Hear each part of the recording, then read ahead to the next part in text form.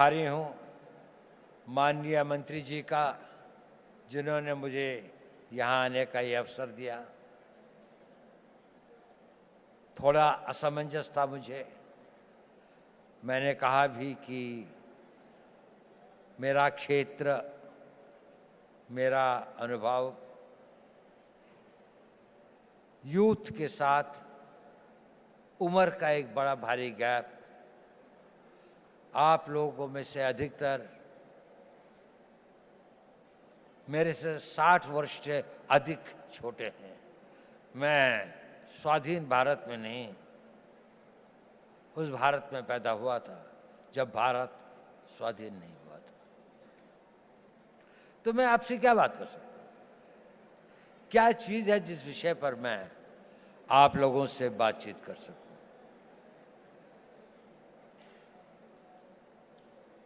जब मेरा यौवन था तो उसको मैं भूल चुका, बहुत समय हो गया। और जो आपका युवा काल है उसके अंदर इतना परिवर्तन आ चुका है कि मुझे कई चीज़ों का ज्ञान भी नहीं है। लेकिन एक चीज़ बड़ी कॉमन है। मैं जब युवा भी था और आज भी,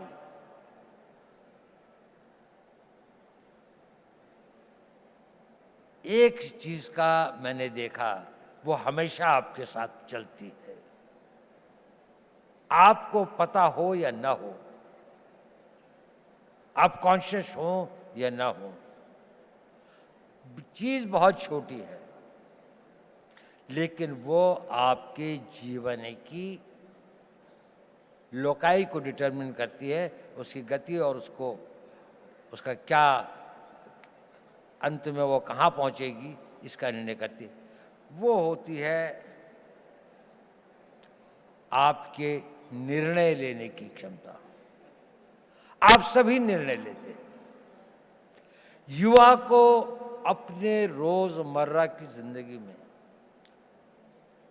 छोटे निर्णय और बड़े निर्णय करने पड़ते हैं, और जैसे जैसे आप बढ़ते जाएंगे, छोटी सी बात से और बड़े बड़े निर्णय आप लोगों को ही लेने पड़ेंगे। भारत तो विकसित होगा ही। विकसित भारत का नेतृत्व कौन करेगा? वो कितने सक्षम होंगे? और नेता की सबसे बड़ी शक्ति जो होती है, सबसे बड़ा हुनर, सबसे बड़ी योग्यता वो होती है कि वो सही निर्णय लेता है, समय पर निर्णय लेता है, और अपनी पूरी आस्था और उसके साथ उन निर्णयों पर कार्यान्वित करता है। तो अगर आपको भारत के, विकसित भारत का नेता बनना है, किसी भी क्षेत्र में हो, साइंस में हो, टेक्नोलॉजी में हो, सिक्योरिटी के क्षेत्र में हो, आपको निर्णय लेने पड़ेंगे। और यह निर्णय लेने की क्षमता आपको अभी से विकसित करनी पड़ेगी। आप लोगों ने बहुत कुछ पढ़ा है, आप भारत के जागृत युवक हैं। निर्णय कैसे लें, बहुत सारे मोटिवेशनल स्पीकर्स बताते हैं। मैं उस बारे में ज़्यादा नहीं कहना चाहता।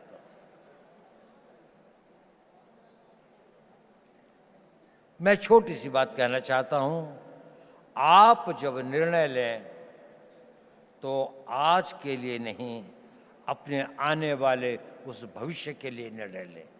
दूरदर्शी भाव से निर्णय लें।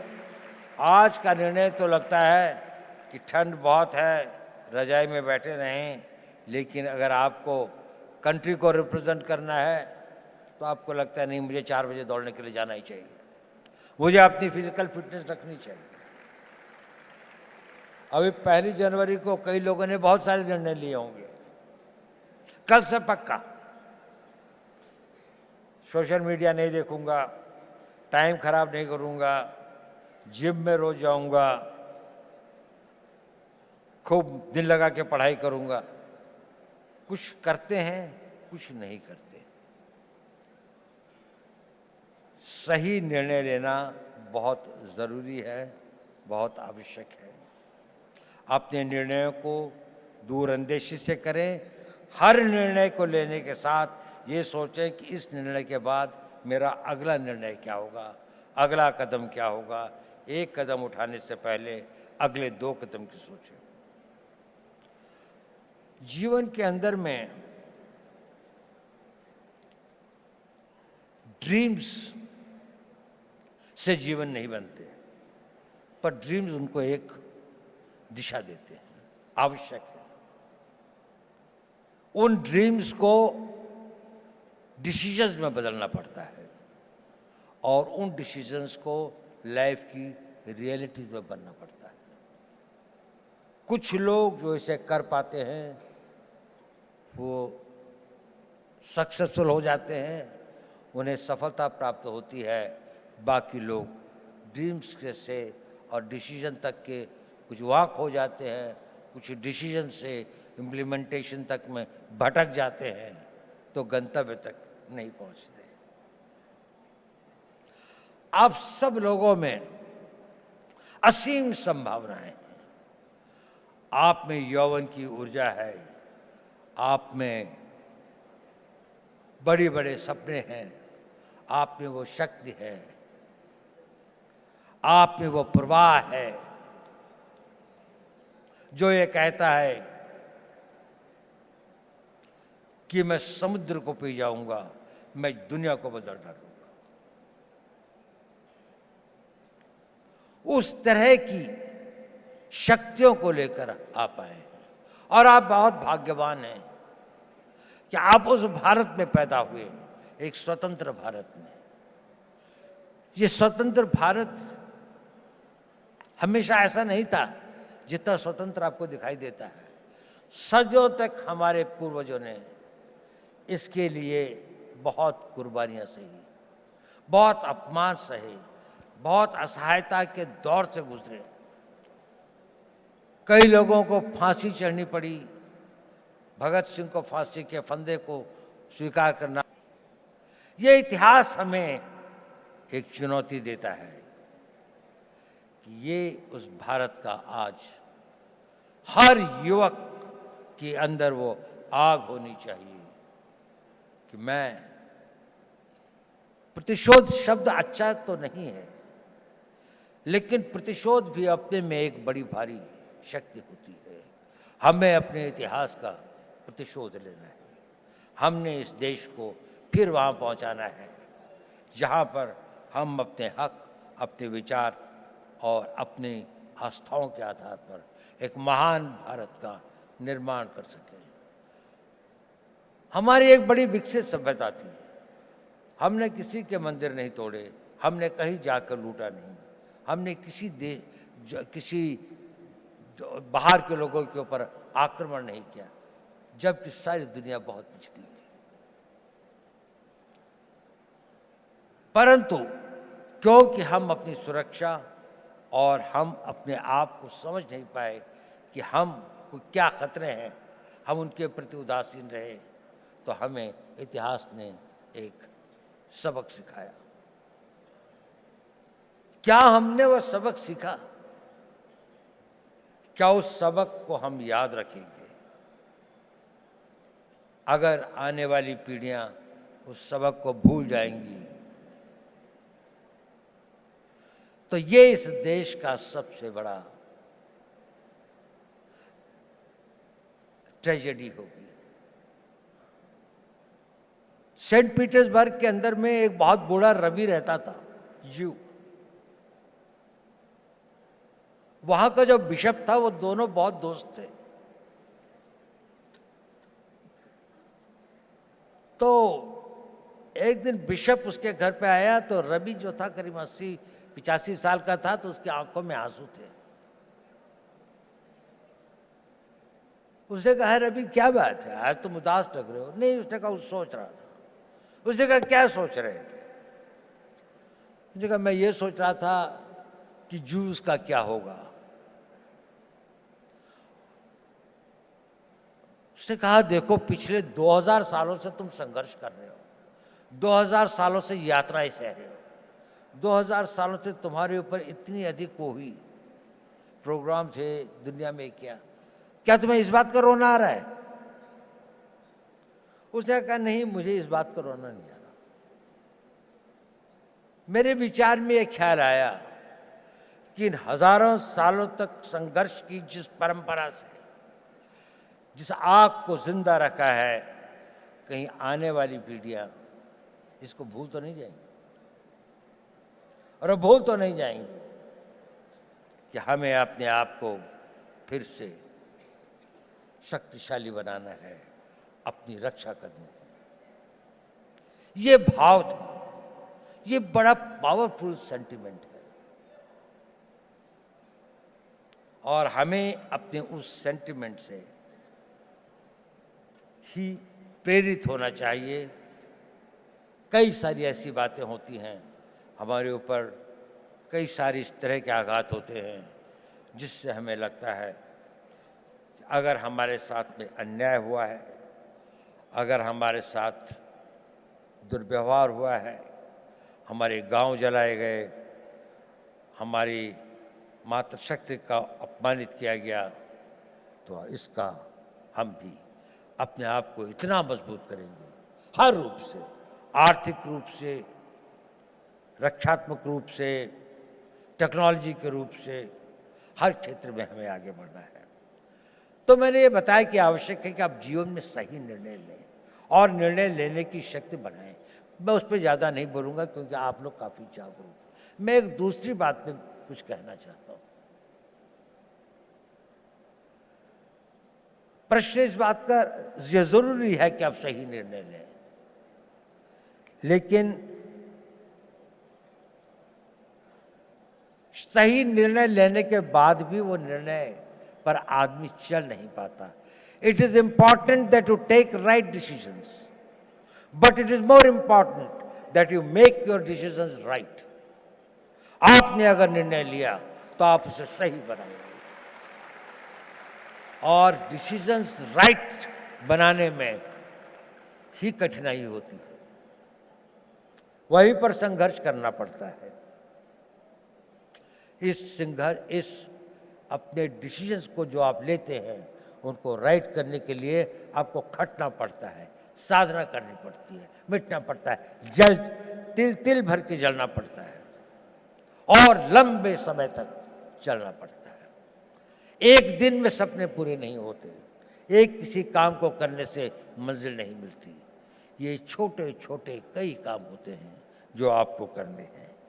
देखिए, मोटिवेशन टेम्पररी होता है, जरूरी है, लेकिन मोटिवेशन कुछ क्षण, कुछ घंटे, कुछ दिन आपके साथ रहता है।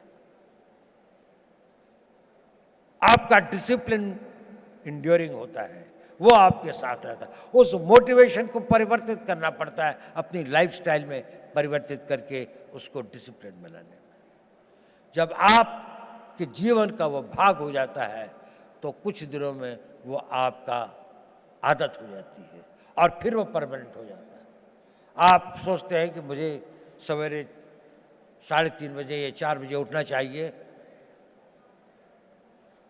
पहली बार शायद आप किसी बात से मोटिवेट हुए होंगे कि किसी ने कहा होगा कि आप अगर सवेरे उठते हैं, आप अगर अपना फिजिकल फिटनेस ठीक रखते हैं, आप योगा करते हैं, समय लगता है उसके लिए, आप 9 बजे उठ के नहीं कर सकते। आप अपनी पढ़ाई कर सकते हैं, तो 3 दिन तो आपने किया, चौथे दिन आप भूल गए। लेकिन अगर आप में डिसिप्लिन आ जाता है तो फिर ये हो जाता, और अगर वो आपका नेचर बन जाता है तो फिर जीवन भर आप भी करते रहते। तो अपना मोटिवेशंस को अपने डिसिप्लिन में परिवर्तित करें, ये एक इम्पॉर्टेंट टिप है। ये भी बहुत जरूरी है कि जब आप निर्णय लें तो इसमें जो काम करना होता है उसको पोस्टपोन करने की आदत मत डालें। अगर कोई काम करना है तो वो अभी करना है, आज ही करना है। मैं इसको आधे घंटे के लिए नहीं पोस्टपोन करूंगा। अगर आपने उसको पोस्टपोन किया तो ये भी हैबिट फॉर्मिंग होता है, यह आपकी आदत बन जाएगी और आप जीवन में अच्छे कामों को करने की इच्छा तो होगी, लेकिन आप उसे पोस्टपोन करते जाएंगे। पोस्टपोन मत करिए। दूसरी बात, कभी कभी किसी कारणों से व्यवधान हो भी जाए तो don't quit. Tenacity is a very important power. आपकी लगन, उस लगन के साथ में लगे रहें, क्विट मत करें, सरेंडर मत करें। कष्ट आएगा, रुकावटें आएंगी, तकलीफें आएंगी, ठहरना होगा तो ठहरेंगे, लेकिन ना अपनी मंजिल छोड़ेंगे, ना अपना रास्ता बदलेंगे। आगे बढ़ेंगे तो पूरे जोश के साथ बढ़ेंगे। और एक बहुत बड़ी बात है कि अपने ऊपर विश्वास मत छोड़ें। स्वामी विवेकानंद जी ने कहा था, पुराना धर्म कहता है नास्तिक वो है जो ईश्वर पर विश्वास नहीं करता। नया धर्म कहता है नास्तिक वो है जो स्वयं पर विश्वास नहीं करता। यदि आप को ईश्वर पर विश्वास है तो अपने पर विश्वास करना सीखिए। आप इसको कर सकते हैं। ये शक्ति आप में अपने आप आ जाएगी अगर आप अपने आप को ये करेंगे। मैं आपसे ये सब क्यों कह रहा हूं? इसलिए कि आप भविष्य के नेता हैं। अगर आप भविष्य के नेता हैं तो आपको डिसीजन लेने पड़ेंगे। अगर आपको डिसीजन लेने पड़ेंगे तो आपको उन डिसीजंस को कामयाब बनाने के लिए पूर्ण आस्था, पूरी कमिटमेंट, पूरी मेहनत, पूरी लगन के साथ समर्पित होना पड़ेगा। लेकिन इसका एक और कारण भी है जो मैं ये बात आपसे कह रहा हूं। ये बात सही है कि नहीं, मैं नहीं कह सकता, लेकिन ये मेरे 81 साल के जीवन का अनुभव है। और आप लोगों को गुमराह करने से बड़ा पाप मैं कोई नहीं कर सकता। मैं आपसे एक बात कहना चाहता हूं, ये मेरे अनुभव के आधार पर भी है, और मेरा अनुभव मेरे अपने जीवन का नहीं, और हजारों लोगों के साथ जो मेरे जीवन का अनुभव रहा उस पर भी। जब आप अपने आप को इस तरह से ढालते हैं, 5 साल का टाइम दीजिए, केवल 5 साल, कि मैं जो निर्णय करूंगा उस पर अटल रहूंगा। 5 साल अगर आपने यह काम किया, आप में एक अद्भुत एनर्जी पैदा होती है। वह होती है आपकी विल पावर।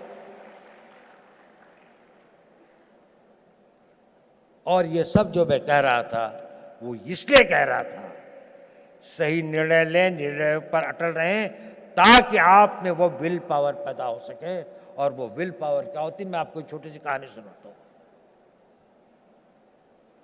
11 अप्रैल 2011 को हमारे कंट्री की एक नेशनल वॉलीबॉल प्लेयर थी। उनका नाम था अरुणिमा वर्मा। वो वॉलीबॉल के टूर्नामेंट से आई और अपनी परीक्षा देने के लिए दिल्ली से लखनऊ जा रही थी। बरेली के पास कुछ डकैतों ने उस पर हमला कर दिया और लोगों से सामान लूटने लगे। अधिकतर लोगों ने दे दिया। उसके गले में चेन थी, उन्होंने चेन खींचने की कोशिश करी, उसने रेजिस्ट किया, उसने नहीं दी चेन। उन लोगों ने उसे ट्रेन से बाहर फेंक दिया। वो बहुत बुरी तरह से लहूलुहान हो गई। दुर्भाग्य देखिए, उसी समय दूसरी ओर से एक ट्रेन आ रही थी और वो ट्रेन से उसका पांव कट के अलग हो गया। रात के 2 बजे का समय था।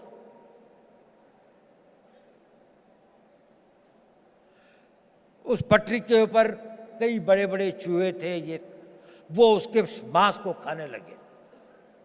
वो वेदना में कराह रही थी पर कोई नहीं था। उस सुनसाने में, उस वीराने में कोई नहीं था। वो लहू लुहार, उसका बहुत खून बह चुका था। सवेरे लोग वहां पहुंचे तो उसको उठाया, ले गए। नेशनल प्लेयर थी, दिल्ली लाए, all India institute of medical sciences में उसका उपचार हुआ।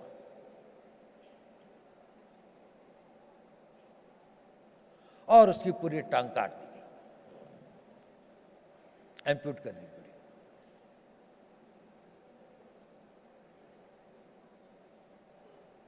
वो बिल्कुल एक विकलांग होकर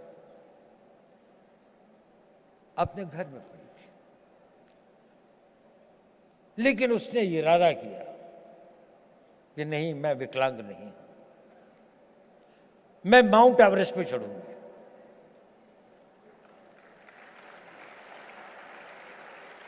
डॉक्टर्स ने कहा कि इस तरह की टांग से तो कोई चढ़ ही नहीं सकता और इसको भी स्टेबलाइज होने में तो कई साल लग जाएंगे। उसने कहा नहीं, मैं तो आज ही से प्रैक्टिस करूंगी। 13 मई 2013 को उसने माउंट एवरेस्ट पर चढ़ी। पहली एक पांव न होने वाली महिला में एक आर्टिफिशियल उसके साथ में, और वही नहीं, सबसे पहले चढ़ी टॉप पर। जो पूरा गैंग ग्रुप था उसके अंदर में वही बेस कैंप से सबसे पहले आती थी। क्या था उसके अंदर? Physical strength, opportunities, talent. इस सबसे ज्यादा उसके अंदर वो विल पावर थी। और वो विल पावर उसके साथ में एक दिन में नहीं आई। जब उसके जीवन को लोगों ने पढ़ा, समझा, उसने बचपन से ही अपने अंदर एक ऐसी शक्ति पैदा की थी कि जो उसकी स्ट्रॉन्ग विल पावर थी। मैं चाहता हूं कि आप लोग इस 5 साल के शेड्यूल को फॉलो करें।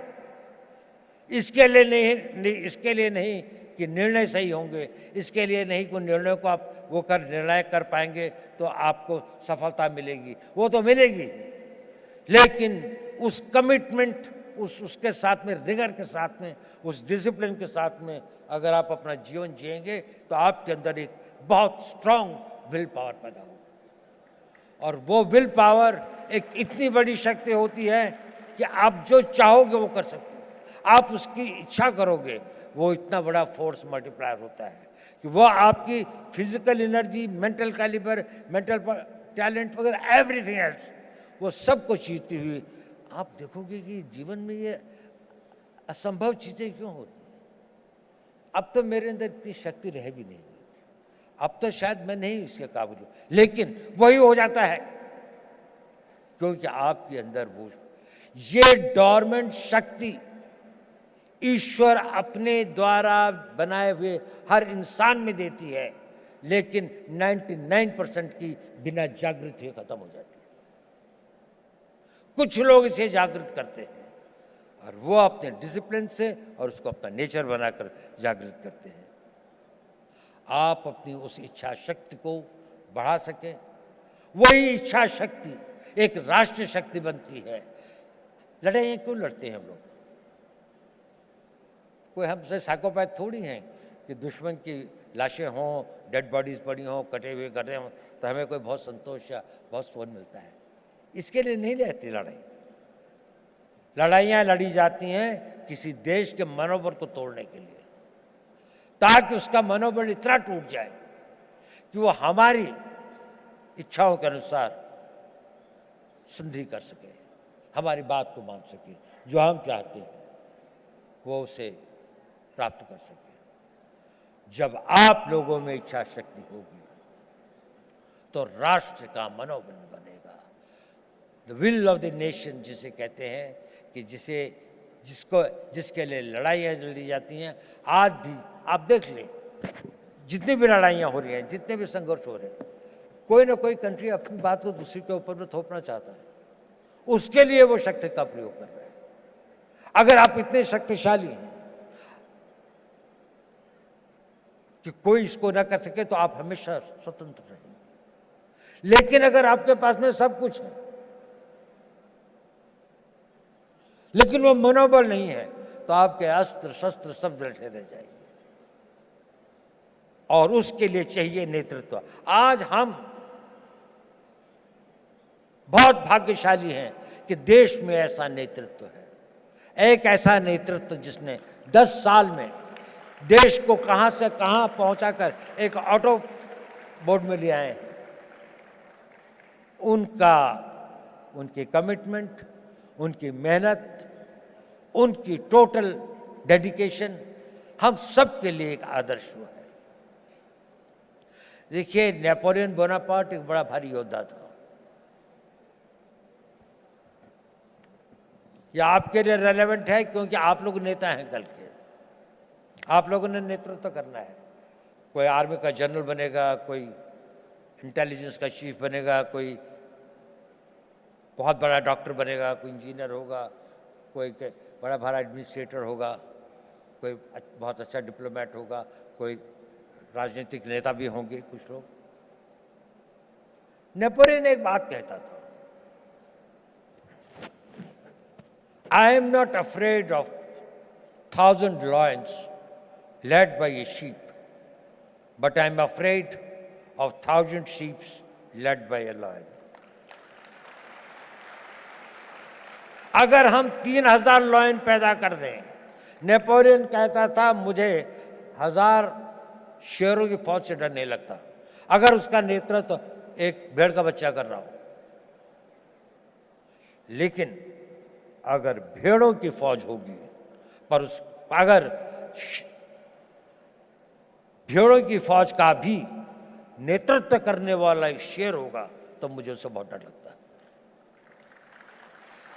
क्या इस भारत मंडपम में बैठे 3000 शेर पैदा कर सकते हैं? 3000 वो लोग कर सकते हैं। अगर आप नेतृत्व करेंगे तो देश पीछे चलेगा, जिसकी हम कल्पना कर सकते हैं। जब आप अपने यौवन में, जब आप अपने उसके आगे अपनी मेहनत और लगन से आगे पहुंचेंगे तो उसके बाद आप देखेंगे एक बहुत बड़े भारत की आप होंगे। लेकिन ये पहली बार नहीं होगा कि भारत के इतिहास में ऐसा हुआ। जब जापान का उदय हुआ तो वेस्ट के अंदर में एक बड़ी बहस चली कि क्या एशियन कंट्री कोई जो है वो वेस्टर्न कंट्री से आगे निकल सकता है। तो मैलिस एंडरसन करके एक हिस्ट्री के कैम्ब्रिज यूनिवर्सिटी के अंदर में एक हेड ऑफ द डिपार्टमेंट थे, उनसे कहा गया कि एक स्टडी की जाए कि ये इकोनॉमी जो है इसका क्या इतिहास रहा है। तो मैलिस ने किताब लिखी जिसका नाम है वर्ल्ड हिस्ट्री ऑफ इकोनॉमी, और उसने वो फर्स्ट सेंचुरी से लेके 19th सेंचुरी तक लिखी। और उसमें उसने कहा कि इसमें से 1700 साल तक अधिकतर इंडिया की, नहीं तो कभी कभी चाइना की इकोनॉमी ही वर्ल्ड की सबसे बड़ी इकोनॉमीज थी। और बड़ी ही नहीं थी कि टुगेदर इन दोनों के बीच में लगभग 55 to 60% इकोनॉमिक पावर थी, बाकी सारी दुनिया में 40%। भारत ने बहुत बड़ी बड़ी सक्सेसेस देखी हैं। हमें 150-200 साल लगते हैं। ऐसे कई बड़े कालखंड आए हैं जिसमें वो अपनी पराकाष्ठा पर था, साइंस की, टेक्नोलॉजी की, आर्थिक विकास की। लेकिन हम वहां से गिर भी सकते हैं। There is nothing permanent in life.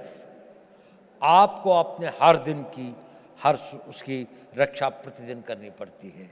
ये एक परपीचुअल स्ट्रगल होता है। नेशनहुड और राष्ट्र को मजबूत रखना ये एक निरंतर संघर्ष है, जैसे कि आपका भी संघर्ष निरंतर है। ये कभी समाप्त नहीं होता।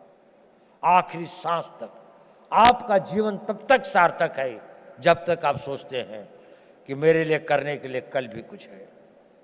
अगर आपके पास कल कुछ नहीं है तो आपका जीना बेकार है। आप सोचते हैं और जो कल मैंने करना है वो डिसिप्लिन आपके अंदर वो इच्छा शक्ति पैदा कर देगी, उसके लिए शक्ति भी आएगी, समय भी होगा, संयोग भी होगा और आप उसे कर भी पाएंगे और आप कामयाब हों। मेरी यही शुभकामनाएं आप लोगों को मेरा बहुत बहुत हो। आप भारत के भविष्य हो, के कर्णधार हो, आप लोग फले फूले मेरे